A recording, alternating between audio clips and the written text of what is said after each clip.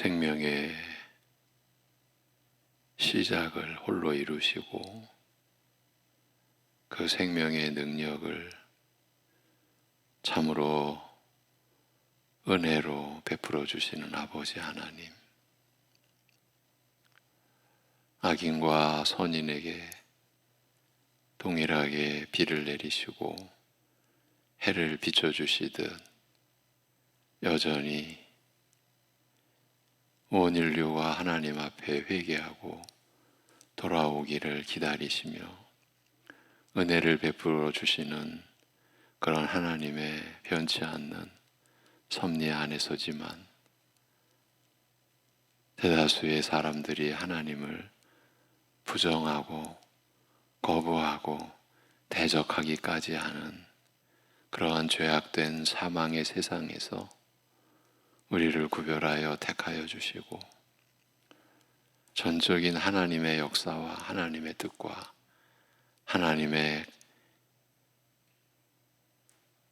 그 뜻을 이루어 가시는 권능과 사랑으로 우리를 품어주심을 오늘도 저희가 기억하고 그 은혜의 하나님 앞에 찬송을 올립니다. 또한 오늘 또 이 한 주간도 우리가 하나님을 힘입어 하나님 안에서 살게 된 그 하나님의 뜻, 그 선하심과 인자하심을 우리가 어떤 고달픈 세상길 가는 가운데 있다 할지라도 잊지 않도록 하여 주옵시고 그 고통 가운데서도 하나님이 내 손을 붙잡아 주시고 내 짐을 함께 지고 가시는 그 은혜의 주님을 바라볼 수 있게 그 주님을 의뢰하고 주님만을 의지할 수 있게 우리의 믿음이 깨어있는 믿음으로 그래서 주님을 쫓아 살아갈 수 있게 하여 주옵소서. 감사드리며 예수 그리스도의 이름으로 기도하옵나이다. 아멘. 로마서 11장 1절에서 4절 보시겠습니다. 로마서 11장 1절에서 4절입니다.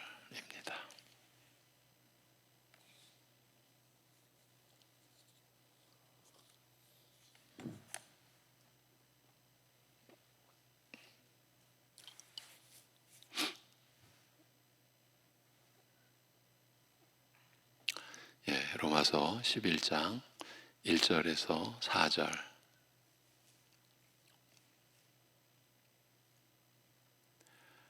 같이 보시겠습니다. 그러므로 내가 말하노니 하나님이 자기 백성을 버리셨느냐?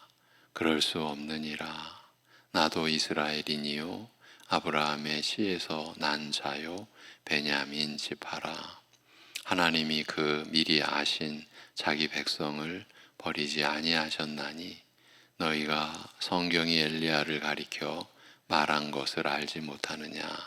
그가 이스라엘을 하나님께 고발하되 주여 그들이 주의 선지자들을 죽였으며 주의 제단들을 헐어 버렸고 나만 남았는데 내 목숨도 찼나이다 하니 그에게 하신 대답이 무엇이냐? 내가 나를 위하여 바알에게 무릎을 꿇지 아니한 사람 7,000명을 남겨두었다 하셨으니 아멘. 지난 시간에 이어갑니다.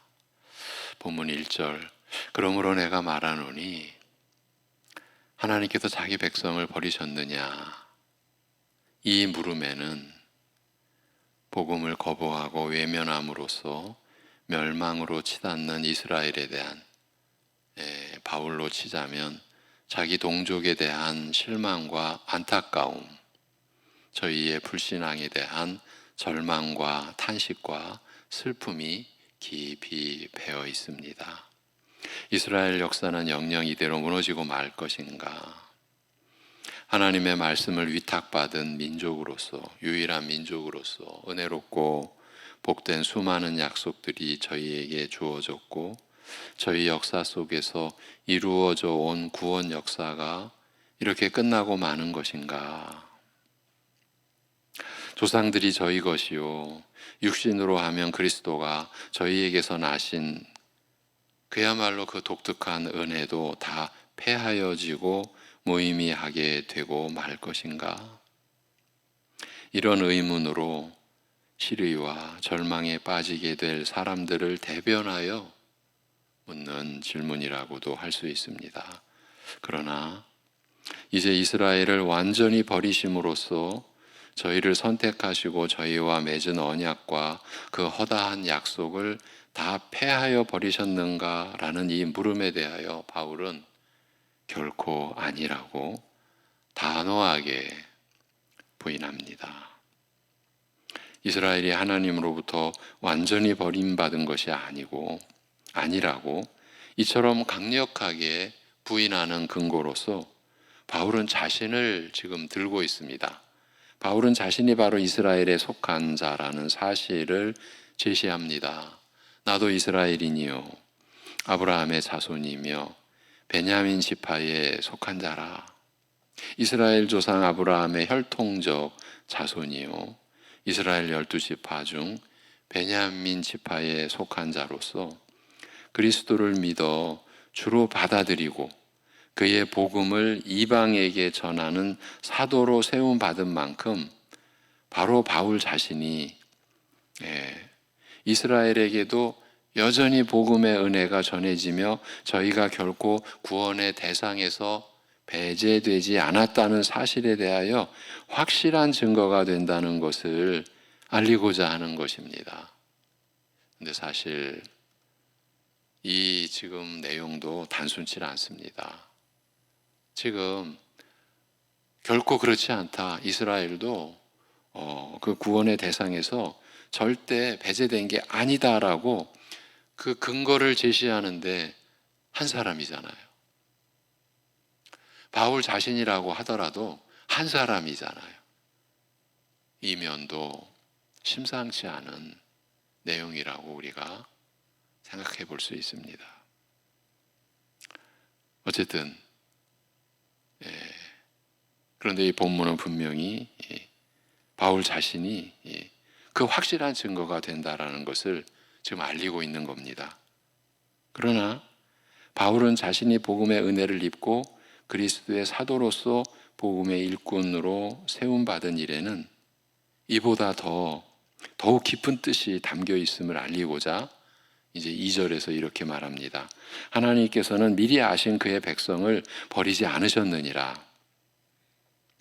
혹은 너희가 엘리야에 대하여 성경이 무엇라 말하는지 그가 이스라엘을 고소하여 하나님께 어떻게 아뢰었는지 알지 못하느냐 이렇게 말합니다. 바울이 유대인으로서 복음의 은혜를 입은 사실을 알린 다음 바로 이어서 하나님께서는 미리 아신 자기 백성을 버리지 않으셨느니라는 설명을 덧붙이고 있습니다만 이것은 유대인인 바울이 신자와 사도 중에 속하였다라는 사실이 지금도 유대인은 여전히 구원의 대상임을 알리는 것, 그것을 넘어서 그 내용을 넘어서 하나님께서 미리 아신 그의 백성, 곧 그의 택하신 백성을 결코 버리지 않으신다는 이 중요한 원칙을 확인하는 증거임을 알리기 위해서인 것입니다. 유대인인 자신이 그리스도를 믿어 구원받은 사실에서 하나님께서는 택하신 자기 백성을 결코 버리지 않으신다는 원칙을 확인하고 있는 것입니다. 말하자면 이스라엘에 대한 하나님의 선택은 여전히 유효하다, 살아있다. 그 사실을, 그 점을 말하고자 하는 것입니다. 내가 이스라엘인 아니냐? 그러니 이스라엘이 구원의 대상에서 결코 배제된 것이 아니다. 이것을 말하는 것을 넘어서서 미리 아신 곧 하나님께서 택하신 자기 백성 절대 버리지 않으신다. 결코 그런 일은 일어나지 않는다. 이것이 하나님의 세우신 원칙이다. 그런데 바로 이 대목에서 혹은 너희가 엘리야에 대하여 성경이 무엇라 말하는지, 그가 이스라엘을 고소하여 하나님께 어떻게 아뢰었는지 알지 못하느냐라고 이 엘리야의 사건을 거론함으로써 하나님께서 택한 백성을 결코 버리지 않으신다는 원칙이, 이 원칙이 이미 옛 이스라엘 역사 속에서도 계속 이루어져 온 사실, 적용되어 온 사실을 또 알리고자 하는 것입니다. 믿음으로 말미암는 의, 이 믿음의 의에 대해서도 율법의 의와 함께 모세의 율법, 그 모세 오경 속에서, 그러니까 율법 안에서 뿐만 아니라 선지자들의 그 증언과 예언 안에서 그 근거를 제시한 것처럼 여기서도 이스라엘의 역사를 지금 인용하고 있습니다. 그러니까 오래전부터, 처음부터 이 원칙이, 하나님께도 택한 백성을 결코 버리지 않으신다라는 이 원칙이 이스라엘 역사에 계속 적용되어 왔음을 말하고자 하는 것입니다. 이런 내용들이 우리에게 주어진 의의가 어디에 있겠습니까? 우리의 믿음의 이 토대가, 우리의 믿음의 내용이 지니는 그 의미가 이렇게 깊고 이렇게 광범위하고 결코 흔들릴 수 없는 이 이스라엘의 역사 자체가 그 증거가 되는 이러한 의미를 우리에게 주는 것이죠. 이러한 말씀을 통해서 우리의 믿음이 그 토대서부터 견고하게 세워져 가도록 지금 주님께서 섭리하신 거죠. 오래전부터, 처음부터 택한 백성 버리지 않으시는 이 원칙이 이스라엘 역사에 계속 적용되어 왔다는 겁니다. 그 가장 적절한 이해로서 엘리야의 일을 거론하되, 이것도 참 이제 후반부에 나오겠지만 사실은 기막힌 지금 상황입니다. 엘리야의 일을 거론하되 너희가 엘리야에 대하여 성경이 뭐라 말하는지, 그가 이스라엘을 고소하여 하나님께 어떻게 아뢰었는지 알지 못하느냐라고 묻고 있는 것입니다. 엘리야가 호렙산으로 가서, 지난 시간 엘리야가 호렙산으로 간 것이 어떤 의미인지를 간략하게 소개해 드렸었죠. 엘리야가 호렙산으로 가서 하나님께 이스라엘이 배도한 죄를 고하여 알린 일을 두고 한 말입니다만, 그러니까 언약이 파기된 그 안타까움과 탄식과 고통을 아뢰는 거죠. 그래서 엘리야가 간 호렙산 그 굴이에요. 하나님이 모세를 세우셔서 언약을 세우신 그 상징적 그곳. 그런데 수백 년 뒤에 엘리야가 이스라엘이 간 길을 다시 내려온 거죠. 그래서 그곳에서, 언약이 세워진 그곳에서, 상징적 그 굴에서 엘리야는 이제 언약 파기를 하나님 앞에 아뢰는 거죠. 이게 역사의 섭리요, 장소, 공간의 섭리. 참 놀랍죠. 아브라함이 이삭을 제물로 바친 그 산이 바로 예수님께서 십자가에 못 박히신 바로 그곳, 그런 섭리, 하나님의 역사, 시간을 주관하시는 섭리와 공간, 이 장소를, 그러니까 때와 장소를 하나님께서는 다 섭리하고 계시는 결정적 증거 가운데 하나죠. 이렇게 그 호렙산으로 가서 그 선지자가 이스라엘의 배도의 죄를 알린 일을 두고 한 말입니다만, 이 일에 담긴 뜻을 제대로 파악하기 위해서는 전후 사정에 대하여 어느 정도는 알아야 할 필요가 있습니다. 왜 지금 이 대목에서 바울 사도가 이 엘리야의 일을 지금 들고 나왔는지를 말입니다. 다윗을 이어 왕이 된 솔로몬은 경건과 지혜로 이스라엘로 하여금 유례없는 평화와 번영을 누리게 하였습니다만, 말년에 이방 출신의 아내들의 유혹에 넘어가 하나님을 떠나게 되었습니다. 하나님께서는 타락한 다윗 왕가의 악 영향에서 이스라엘을 보호하고자 이스라엘을 둘로 나누어 북이스라엘은 에브라임 지파 출신인 여로보암에게 맡기셨습니다. 그러나 여로보암은 백성들이 예배를 위해 예루살렘 성전을 찾게 되면 민심이 자기에게서 돌아설 것을 염려한 나머지 아예 접촉을 차단하고자 예루살렘 성전에 대항하여 베델과 단에 각각 성소를 세우고 금송아지 우상을 만들었으며 이렇게까지 가버렸습니다.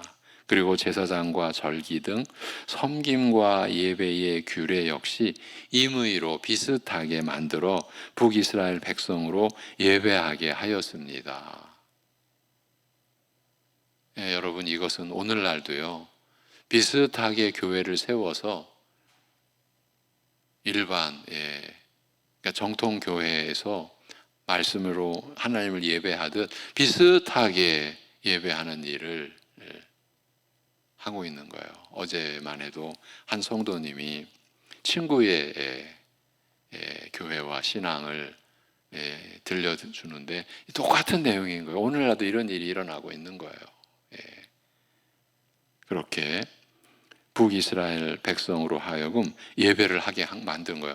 제 멋대로 예배 처소와 성소를, 그것도 메시아를 예표하는 그 결정적 그 증거인 성소마저도 제 멋대로 만들고 금송아지 우상 만들고, 이 과정에서 비록 애굽에서 이스라엘을 구원하신 하나님을 완전히 버린 것은 아니나 이방 우상 숭배의 타락한 방식을 본따서 섬기게 한지라 이방의 요소를 뒤섞은 일종의 혼합주의로, 오늘날도 마찬가지예요. 혼합주의의 위기예요. 이 혼합주의로 이스라엘의 믿음을 변질시키는 중대한 죄악을 범하였습니다. 이게 북이스라엘의 역사예요. 그리고 이 죄악은 북이스라엘이 생긴 순간부터, 그러니까 12지파 중에 2지파가 남유다고 10지파가 북이스라엘인데 이 하나님의 섭리였거든요. 그런데 이 북이스라엘이 생긴 순간부터 그 죄악은 수백 년 후 아수르에게 멸망할 때까지 계속되었으며 하나님께서 이스라엘을 멸망케 하신 가장 직접적인 이유가 되었습니다. 그러니까 북이스라엘이 세워질 때부터 멸망의 가장 직접적인 이유를 끌어안은 거예요. 하나님 품에 안긴 게 아니라 타락한 다윗 왕가의 영향으로부터 백성을 보호하려 하신 하나님의 의도와 처음부터 어긋나기 시작한 이 분열 왕국의 역사는 이후 남북 두 왕가의 경쟁, 시기, 갈등, 반목, 전쟁 등으로 고륙상잔의 비참한 역사를 이어갔으며 이것이 지금 이스라엘의 역사예요. 특히 북이스라엘의 경우 계속 반복되는 반역에 의해 이 왕위가 정상적으로 계승되는 경우가 드물었습니다. 특히 군대를 통솔하는 장군들의 연이은 반란과 역반란의 와중에서 옴므리가 정권을 잡게 되었습니다만 그를 계승하여 왕이 된 아들 아합, 이 아합은 시돈 공주 이세벨을 아내로 맞았으며 이것이 이스라엘의 영적 대재앙을 초래하였습니다. 이전까지는 비록 금송아지 신상 등 이방 종교의 형식을 빌리기는 하였으나 명목상 이스라엘의 하나님을 섬기는 데서 떠나지는 않았습니다만 이세벨은 열렬한 바알 숭배자로서 온 이스라엘에게 바알 숭배를 강요하여 하나님에 대한 순전한 믿음의 전통을 완전히 끊어 말살하고자 하였습니다. 오늘 말씀 중 주여 저희가 주의 선지자들을 죽이고 주의 제단을 헐었으며 나만 홀로 남았으나 저희가 내 목숨을 찾나이다라고 아뢰는 엘리야의 호소는 이세벨이 이스라엘로 하여금 바알을 섬기게 하고자 하나님의 선지자들을 얼마나 가혹하게 핍박하였는지 잘 말해 주고 있습니다. 하나님을 섬기는 제단들을 다 헐어버리고 선지자들을 다 죽여 씨를 남기지 않으려고 하였습니다. 지금 어떤 대목에서 바울 사도가 지금 이 엘리야의 일을 인용했는지를 염두에 두시고 또 계속 나아가면 아합과 이세벨의 이런 악행을 보시고 하나님께서 선지자 엘리야를 보내어 3년 동안의 기근을 선포하게 하셨습니다. 여러분, 3년 동안의 기근이 갖고 오는 그 재앙의 규모가 여러분 어떠할 것 같습니까? 우리나라에 1년만 비가 안 온다라고 한번 생각을 해 보십시오. 이건 끔찍한 재앙입니다. 온 나라가 극도의 가뭄으로 곤비한 때에 엘리야가 나타나 이스라엘의 하나님과 바알 중 누가 참 신인지 가릴 것을 요구하며 갈멜산으로 바알과 아세라의 선지자들을 다 모았습니다. 하나님께 구하여 하늘에서 불을 내려 제물과 제단을 사르게 함으로써 오직 이스라엘의 하나님께서만 참 하나님이심을 온 이스라엘 앞에 밝힌 다음 바알 선지자 450과 아세라 선지자 400을 기손 시내에서 다 죽여 바알 숭배의 핵심 세력을 제거하였습니다. 이어서 하나님께 비를 내리시기를 구하니 3년 동안 가뭄으로 타들어가던 땅에 단비가 내림으로써 이스라엘의 죄악에 대한 하나님의 진노와 그 혹독한 심판이 다 해소된 듯 하였습니다. 그러나 하나님께서 그의 살아계심을 이처럼 명백하게 보이셨음에도 이세벨은 전혀 마음을 바꾸지 않고 이 아합 왕의 아내 이세벨은 절대 흔들리지 않고 오히려 더욱 독한 마음을 드러내되 내가 엘리야를 내일까지 살려두지 않으리라고 하였습니다. 엘리야가 그 길로 도망하여 하나님께서 이스라엘과 언약을 맺어 자기 백성으로 삼으셨던 호렙산으로 가서 한 동굴, 그 동굴에 들어가니 하나님께서 연유를 물으시는지라 대답하여 아뢰는 말씀이 바로 오늘 로마서가 인용한 그 부분입니다. 주여, 저희가 주의 선지자들을 죽이고 주의 제단을 헐었으며 나 홀로 남았으나, 그냥 모든 선지자가 다 죽임을 당한 거예요. 나 홀로 남았으나 그런데 저희가 내 목숨을 찾나이다. 불을 내려 벌하셔도 비를 내려 심판을 거두시고 은혜를 베푸셔도 전혀 변화가 없고 더욱 악하기만 한 이스라엘의 죄악을 바로 언약을 체결한 곳에 이르러 하나님께 고하되 이제는 이스라엘에게 모든 희망이 사라졌음을 하나님을 부인함으로써 스스로 언약을 파기하였으니 저희에게는 심판과 멸망밖에 남지 않았음을 그 절망과 탄식과 안타까움으로 아뢰는 엘리야에게 하나님께서는 이렇게 대답하셨습니다.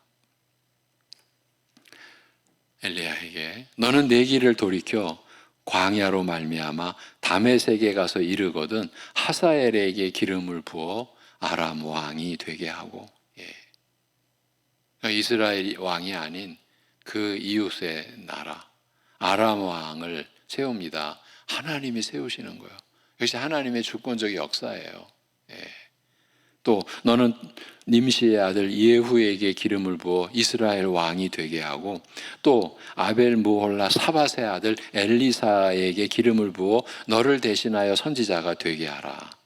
하사엘의 칼을 피하는 자를 예후가 죽일 것이요 예후의 칼을 피하는 자를 엘리사가 죽이리라.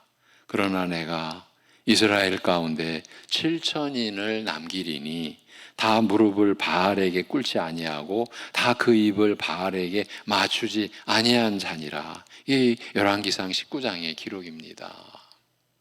아합과 이세벨에 의해 이스라엘의 선지자들과 신실한 자들이 살육을 당하여 믿음의 명맥이 끊어지는 그 순간에도 잠잠히 침묵하시는 듯한 하나님께 이스라엘의 이 절망스러운 상황을 엘리야가 고하자 들릴 듯 말 듯 미약한 음성으로 알리신 하나님의 뜻과 계획이 이것이었습니다.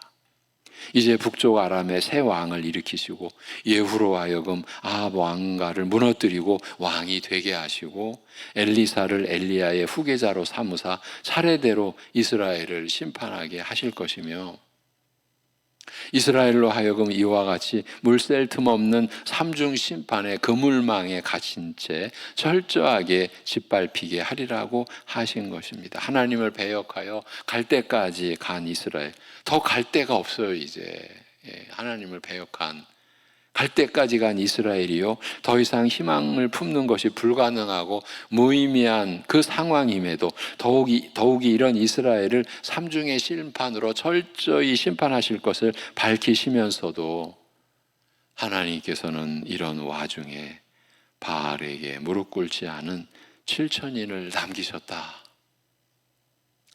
이 사실을 밝히고 계신 거예요. 이스라엘이 모두 이세벨의 유혹에 넘어가거나 그 위협에 못 이겨 믿음을 버린 것 같은 그런 때에도, 더 이상 이스라엘에게 미련을 가지는 것이 어리석고 허망하게 보이는 그런 때에도 하나님께서는 자신이 택하신 자들을 결코 버리지 않으시고 이처럼 신실하게 믿음을 지키는 자로 남게 하시는 것입니다. 이것을 바울 사도가 그 역사적 증거로 지금 제시하고 인용하고 있는 것입니다.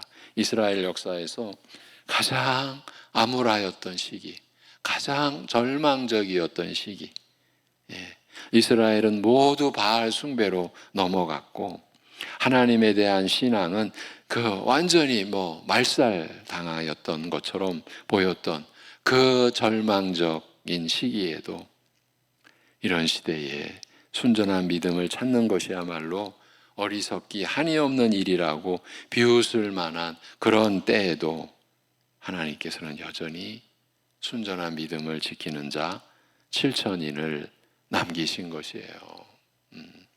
이것이 하나님께서 그의 택한 백성을 결코 버리지 않으시고 끝까지 구원하시는 방법이었습니다. 자신을 들어서 결코 이스라엘이 구원의 대상에서 배제된 것이 아니다, 그것을 넘어서서 하나님께서는 택한 자기 백성을 결코 절대 버리지 않으신다라는 이 너무나 위대한, 너무나 은혜로운 이 충만한 이 원칙을 엘리야 시대에 남겨진 7천인의 그 역사를 지금 들어서 증거로 제시하시는 거예요. 그리고 이것이 하나님께서 그의 택한 백성을 결코 버리지 않으시고 끝까지 구원하시는 방법이었다라는 것을, 여러분, 이 성경 뒤편에, 신약의 뒤편에 베드로 후서 요한 1, 2, 3서와 함께 성경 뒤편에 이렇게 위치한 그 베드로 사도의 서신에서, 그 서신을 마무리하는 베드로 후서 끝부분에서 주의 오래 참으심이 우리의 구원이 될 줄을 제시하는 그 내용, 그 한 구절이 얼마나 방대한, 얼마나 광범위한 수천 년의 그 역사적 배경과 그 증거를 지금 품고서 오늘 우리가 바울 사도가 제시한 그 엘리야의 일을 우리가 보았듯이 이 내용도 다 포함되는 거죠. 주의 오래 참으심이 우리의 구원이 된 줄로 여기라. 참 우리는요, 한순간 넘어갑니다. 어떻게 넘어갑니까? 그래도 나니까, 그래도 내가 나만큼, 그러니까 이건 이미 이제 주변을 둘러 비교 의식이죠. 나만큼 내가 한 사람이 있을까? 이런 의식, 이 기가 막힌 거죠. 이건 터무니없는, 사실은 따지고 보면 아무 근거 없는, 근데 우리는 그런 의식에 사로잡힐 수도 있어요. 그리고 그것이 한순간에 그야말로 실패와 실수로, 잘못으로, 그리고 그걸 넘어가는 것으로 끝나는 게 아니라 자기 신뢰가 자기도 모르게, 우리 신자의 내면 안에도 자기 신뢰가 자리 잡고 있을 수 있어요. 이게 무서운 거죠, 사실은요. 예. 그 모든 것이 하나님의 은혜를 그야말로 더럽게 해버리는 거잖아요. 우리가 더럽히는 거죠, 하나님의 은혜를. 그 순결한 은혜를 우리가 더럽혀버리는 거예요. 우리의 믿음에 스스로 배신하는 행위잖아요. 그런데 이러한 현실이 우리의 현실이라는 것을 우리가 부정할 수가 없어요. 그래서 주님께서 날마다 자기를 부인하고 제 십자가를 지고 나를 따르라 하신 말씀 우리가 기억하면서 오늘 마무리하겠습니다. 기도하겠습니다.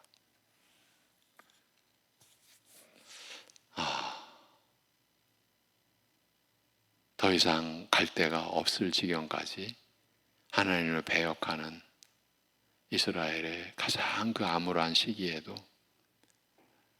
바알에게 무릎 꿇지 않은 순전한 믿음을 지킨 자 7천인을 남기셨던 그 하나님의 그 선하심과 신실하심,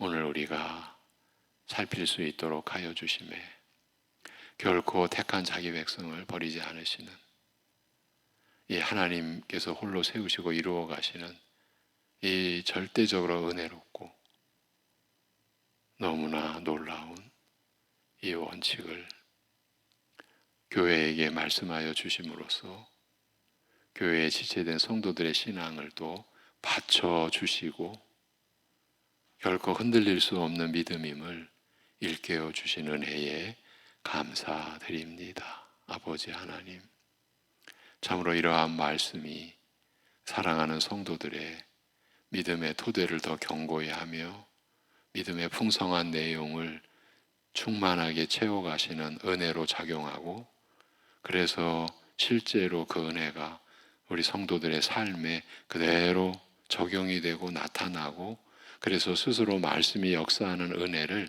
체험하며 살아갈 수 있게 하여 주시옵소서. 지금도 우리의 신앙을 훼손시키고 신앙을 파괴하려고 하는 내 안의 내적인 부패한 성품의 그 잔재와 또한 마귀의 역사, 세상의 기운들이 교회를 억압하고 한 성도 한 성도의 신앙을 억누르려고 하는 변함없는 이 죄악된 세상에서 오늘도 이 한 주간도 저희를 지켜 주옵시고 주의 은혜의 날개 그늘 아래 우리가 참된 힘을 가지며 거기서 힘을 얻으며, 그래서 하나님이 주신 지혜로 우리 자신을 절대 의뢰하거나 신뢰하지 아니하고 하나님만을 전적으로 의뢰하고 의지함으로써 우리가 주님을 따라가는 생명의 길, 그 복된 영생의 길, 오늘도 이 한 주간도 우리가 끝까지 달려갈 수 있게 우리를 붙드시고 우리를 주장하여 주시옵소서. 여전히 환난과 고통과 슬픔 가운데 있는 우리 지체, 우리 이웃들의 그 아픔 속에 주님이 함께 하시고 주님이 그 짐을 함께 져주시고 주님이 그 가운데서도 앞서 가시고 우리를 이끌어 가시는 그 은혜를 그 고난 중에서도 충만히 입을 수 있는 성령의 역사, 은혜의 역사를 내려 주시옵소서. 이 모든 것을 주님께 의탁하오며 우리 주 예수 그리스도의 이름으로 기도하옵나이다. 아멘.